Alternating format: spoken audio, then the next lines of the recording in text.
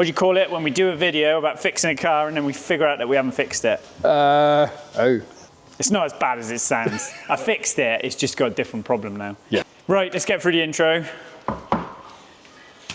And I'll tell you what the crack is. Biggity bop.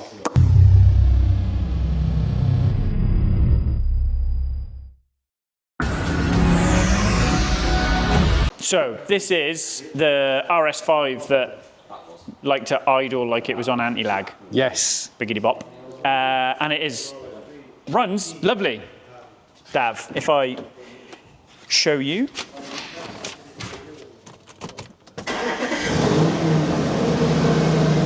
That was like a kitten.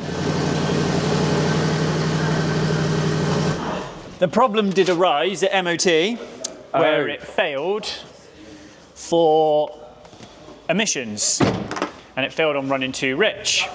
So, leads us to our next issue. No engine warning lights, doesn't misbehave, does everything it should, but it failed on CO. Lambda was all right, but I think it failed on CO. Okay.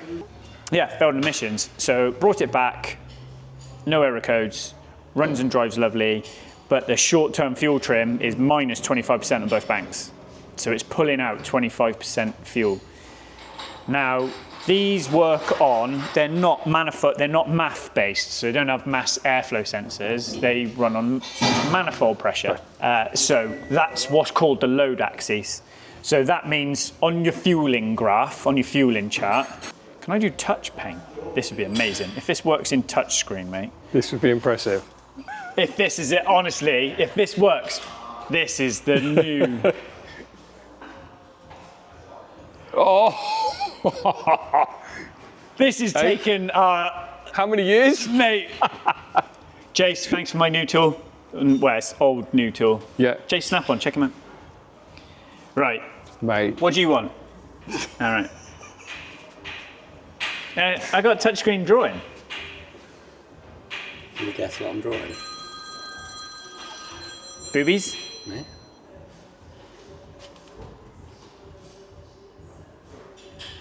Homer Simpson?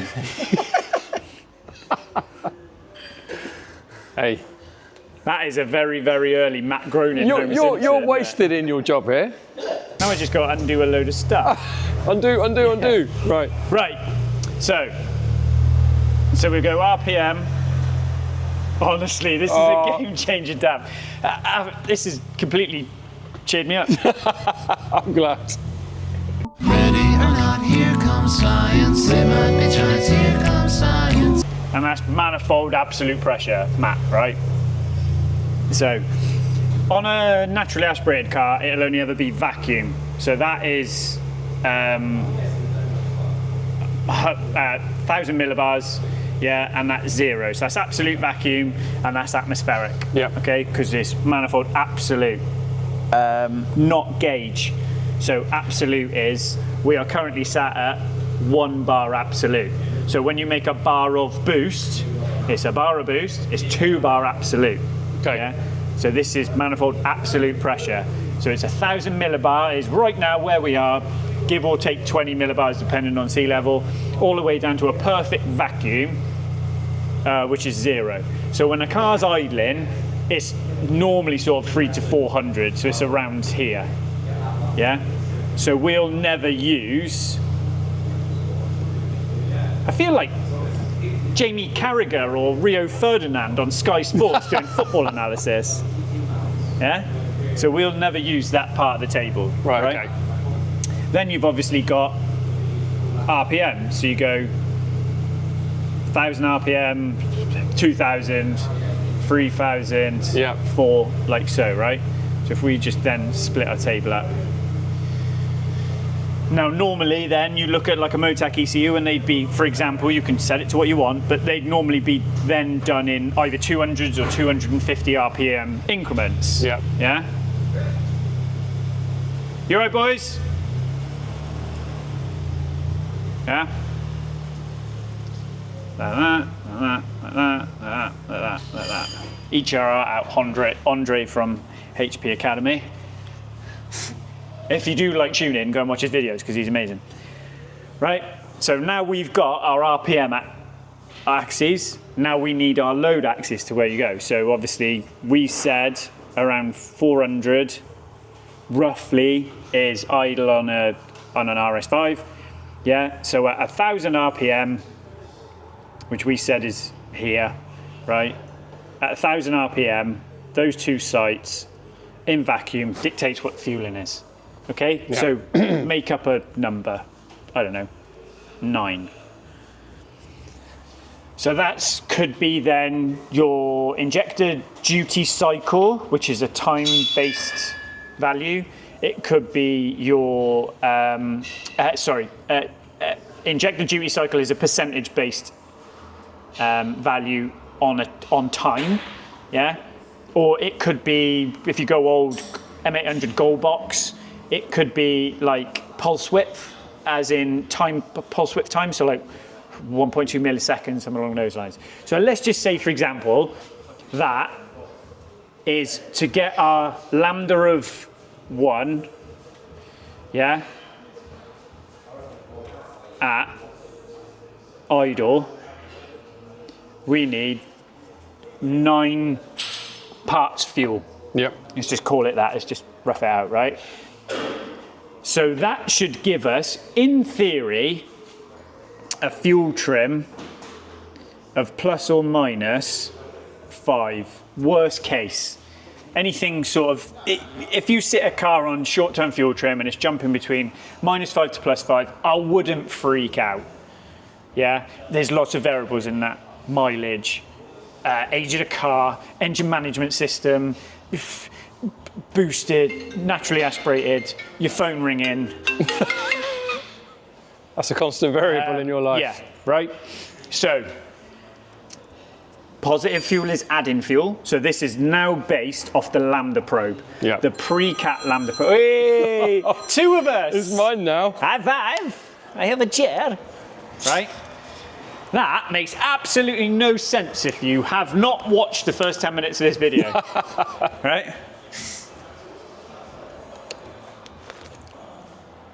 So, in a perfect world, closed loop fuel on, or closed loop fuel control off, Yep. idle RPM of 1000 RPM, a manifold pressure of 400 millibars, we put in 9 parts fuel in to get a lambda of 1, right? We turn our closed loop fuel control on, it should not have to make any changes. We know life's not that perfect, so we'll find acceptable changes of 0 plus or minus 5%. Yep. So it's plus or minus 5% of that value, of the fuel value, all right? Right, so what does it mean then? How big is my rubber? Whoa, look at this. This is how all new videos are being done at RE Performance. So, that's 1 ECU, and we've obviously got bank 1, we're going to go bank 2 and bank 1, right? We've got an ECU, yeah. So that's, we'll call that lambda bank 1, we'll call that lambda bank 2, vice versa, right? Where's my rubber gone? Do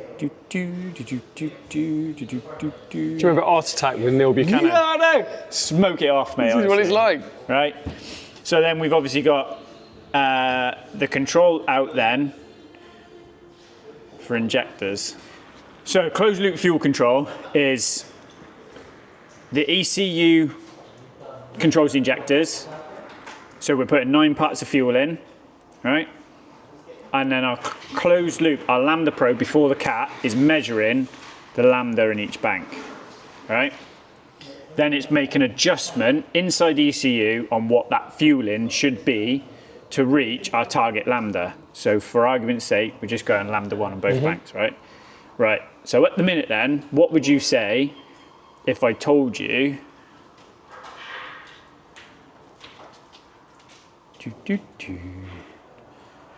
honestly, mate, this is game changer.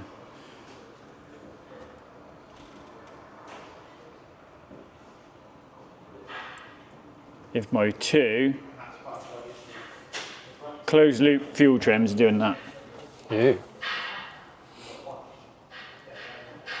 Right? So So it's pulling out 25% Lot. fuel on both. Right, okay.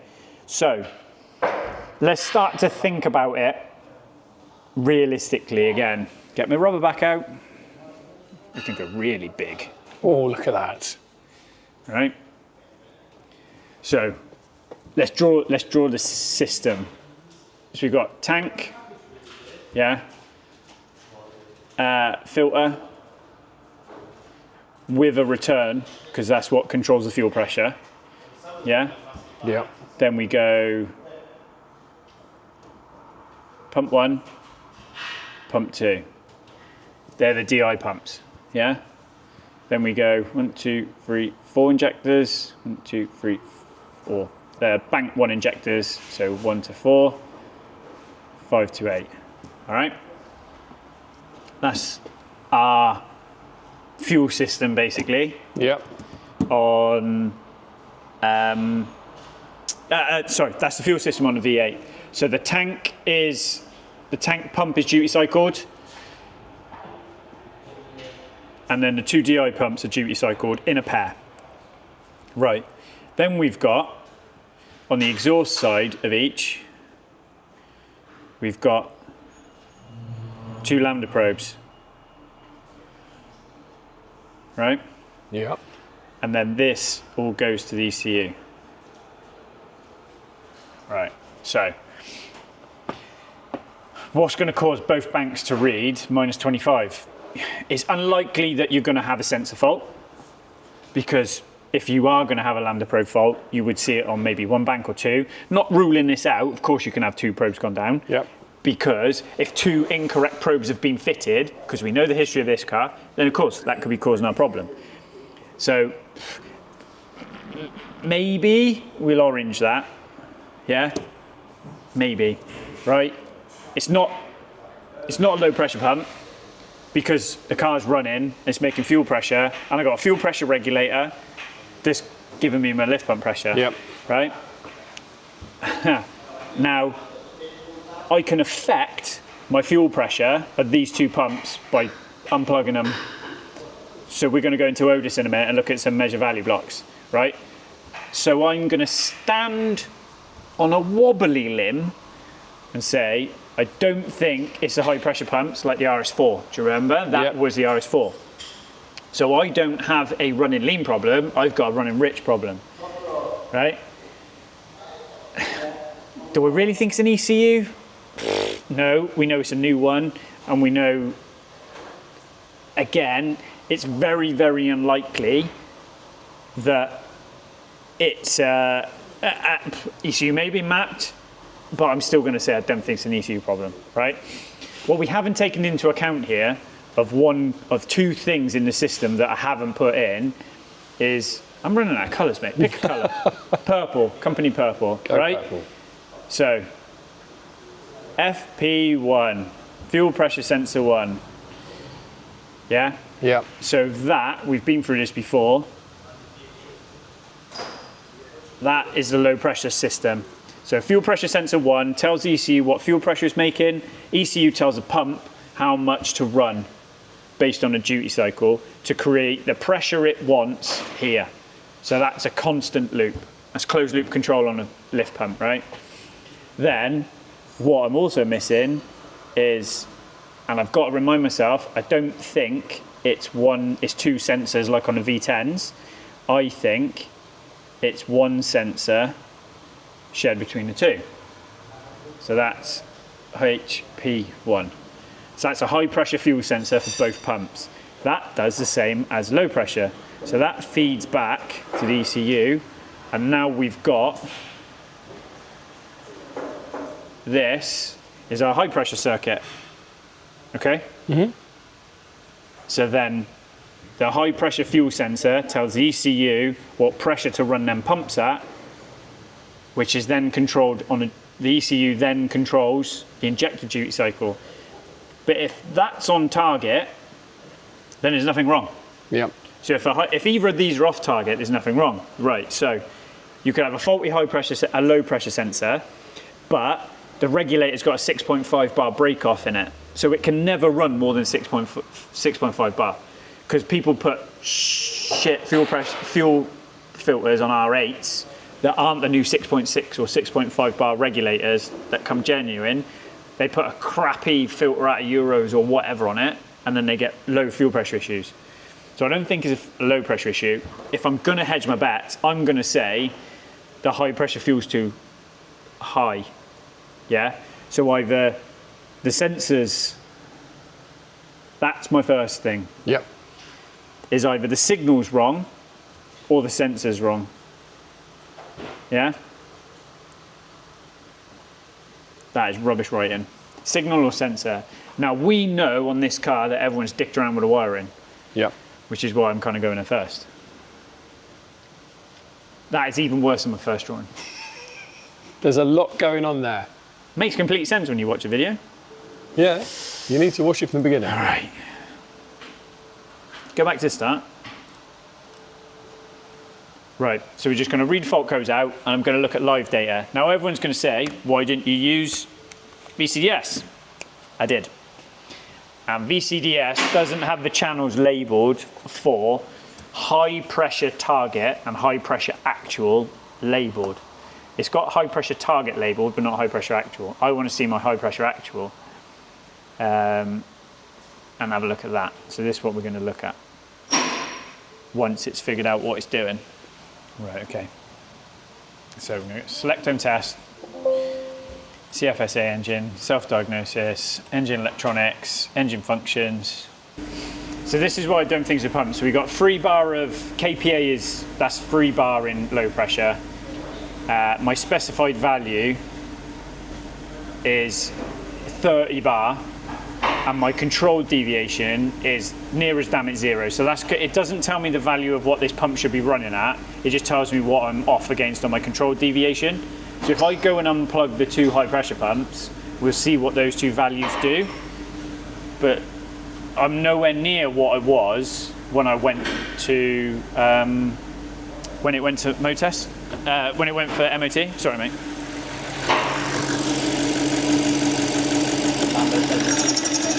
Hey? That was the Yeah, chuck the C-Tech on charge, mate.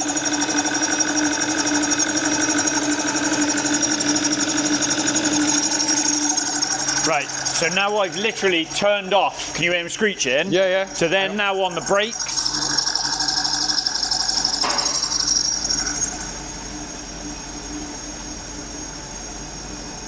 So I'm 110 bar away from my requested pressure.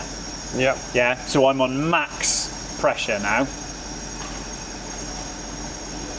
But why is my fuel pressure jumped? So that's jumped up now because the spill off. Yeah, yeah, mate. Yeah, put it away.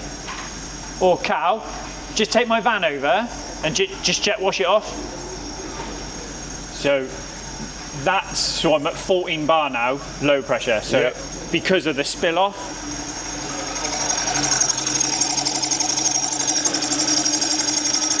Right, I'll turn it off, turn it back on.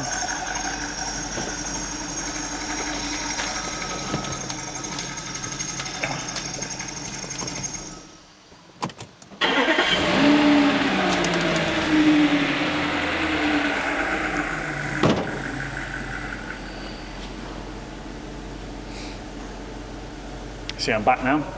My control deviation's right. Yep. But strangely, I'm probably all right with that one, but that one's a little bit high. I think what we do is we'll go for a drive, and we'll get everything up to temp, and we'll give the cats a good hide in. Yep. And come back and see if they've sorted out, because I think I'm hunting a high pressure sensor fault. But let's go and see if it's if it behaves. Right. Or if it's fixed itself. That'd be nice.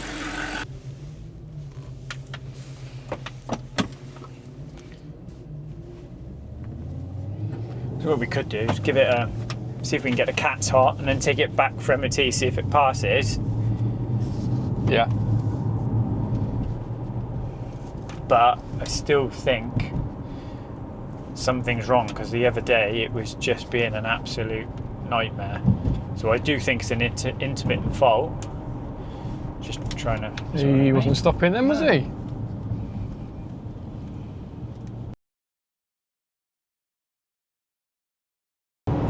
This is weird bit, David. Drives lovely. Yeah. Just trying to get a bit of heat into the cats at the minute.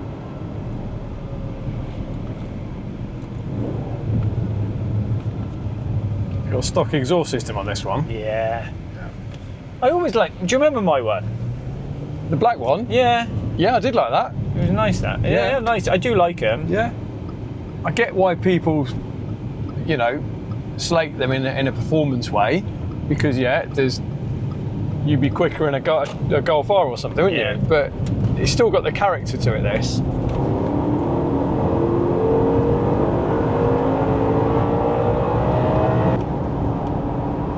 Thing is, you got to start thinking about other stuff as well, like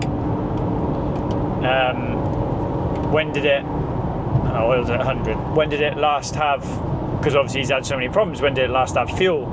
Yeah. When did it last have an oil change?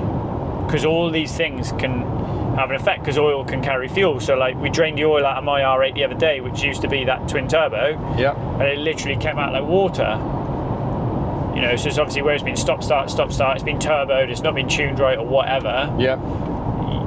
They can all have these knock-on effects to how the car behaves. Because remember as well, it's a closed-loop breather system. So the inlet manifold breathes in everything out of the crankcase. Yeah. So if the crankcase is full of fuel, then that's fuel going in. Yeah. So are you breathing crankcase vapors? Like, or you constantly having a... do you know what I mean? So many variables. Yeah. Yeah. Because there is nothing wrong with this car right now. Yeah. She's purring like a kitten. And so what I think we'll do is, we've obviously got it up to temp. We'll stop by the MOT place in a minute now and see if they'll just gas check me quickly. It doesn't get me over the fact that I still think there's an issue. Yeah.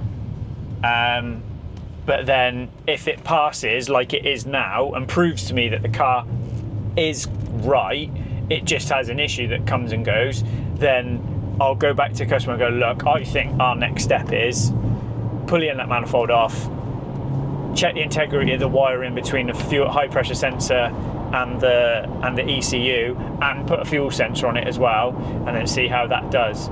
Because I still think that's my culprit, because if that starts reading incorrectly, because remember as well, it's a pressure sensor and it's having to deal with 150 bar.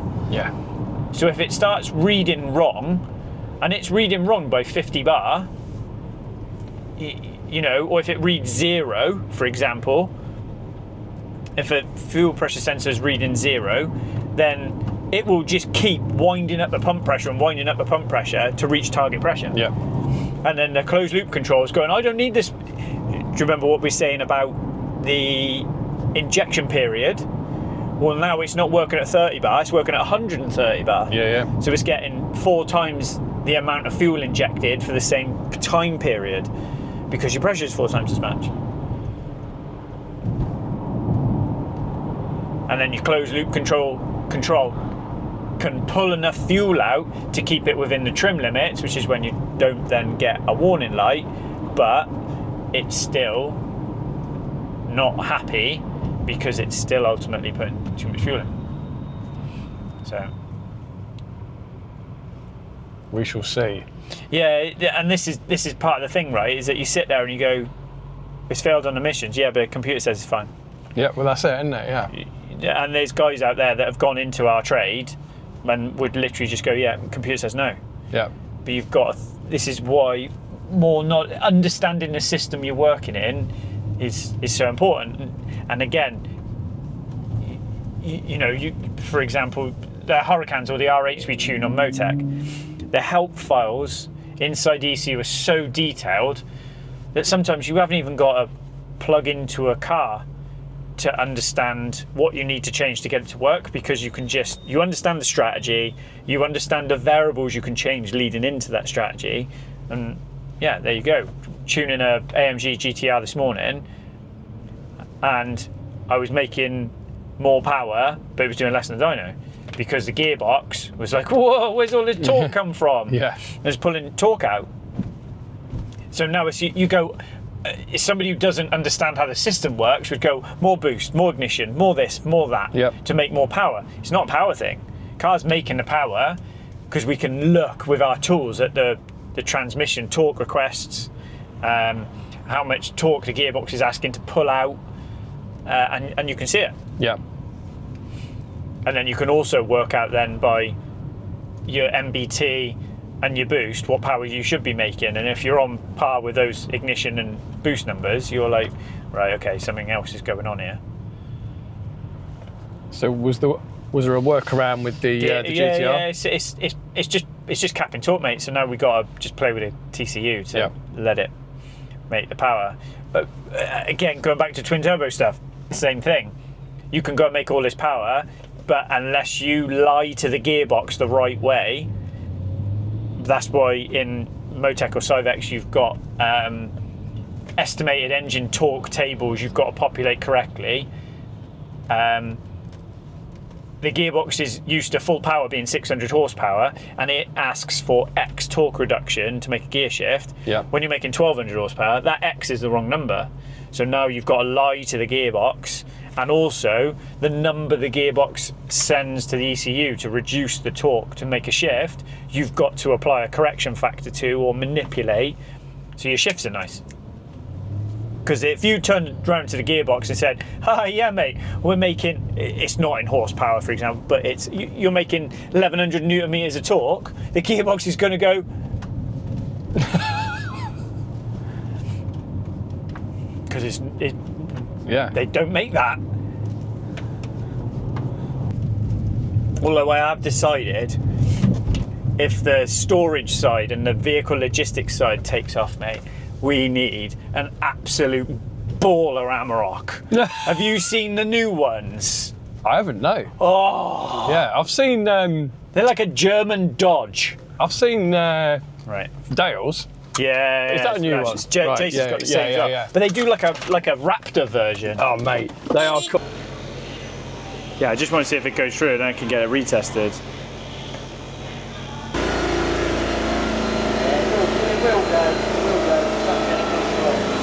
I'm wondering where this bit had problems for so long, the cats need a hammering. I might run a tank of fuel, because it's literally, second the RPM comes down. So what that's showing is my lambda's bang on target. I got low hydrocarbons, which is unburnt fuel, but my CO is my cat efficiency. Yep. So that's essentially like starting to come in now.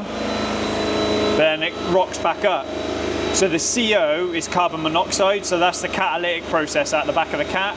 Now what we're saying is, where it's had problems for so long and run like shit for so long, has it flooded the cat out? And we need to get the cat hot, because when you rev it and put heat through, it comes down. Yeah. Or is the cat on it? But the chances of both, I mean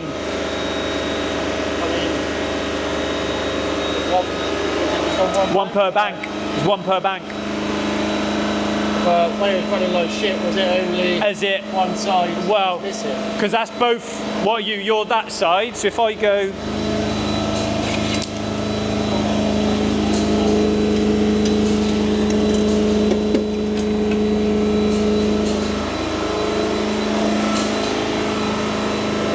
That side's worse. Yeah, this side's higher.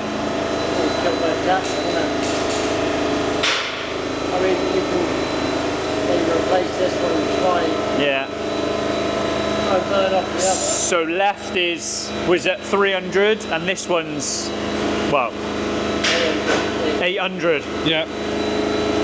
And you've got to be under 200 for a pass. Right. It's a big difference then. That ain't clearing up, is it? I don't think so. I mean, I could rev it up a bit and try and burn it off, but I don't want to rev it too hard. No, I think if I'm going to do it, I'll put a tank of fuel in and run it. Yeah. It looks like it needs cats. Yeah, more likely.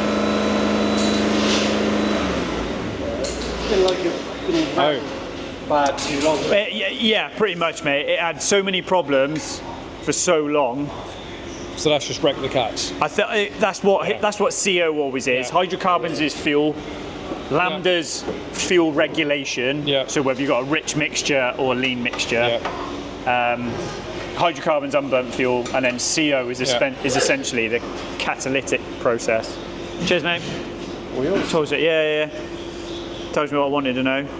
Because I think last time it failed on both, so I fixed that one. Yeah, it was all over the place last time, wasn't it? It's pulling at 25% fuel trims. So we think we know what that is, but it's bang on target. It just that one now. Yeah. Right, Dav. Let's go at the top then. Have a cry about it. It's a trick, isn't it? Moody little Chevette. Look at that A-Reg. Look at those arches. Do you know what engine's in it? No, I don't know. I think he says a red top. It sounds like it would be. Yes. It's cool, isn't it? Yeah. I admit, I love stuff like that. Yeah. Right, we'll go back up, we'll plug it in, we'll just check live data to make sure it's behaving. It drives lovely. Yeah. Do you know what I mean? So right now, it doesn't have a running concern.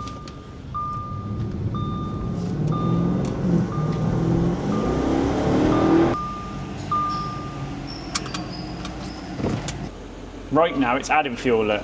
Yeah. Fuel pressure seems low, mind. 3 bar. We're at 29 bar high pressure fuel.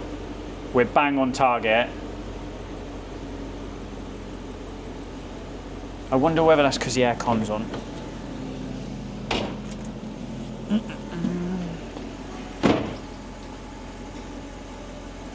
Yeah, there you go. Unloaded the engine slightly. Yeah.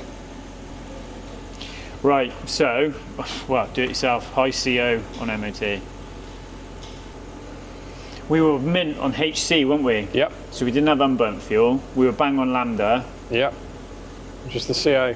Yeah. Okay. I mean, we know engine's running right. We know our mixture's right. Yep. We know the engine's healthy. We obviously know. I mean, obviously, I haven't changed spark plugs, but it's not misfiring. I've got to run a tank of fuel for it, really. Yep. I mean, at the minute, it's you kind of either oxygen sensors or cats. Imagine cats on these are very expensive. Yeah. All right.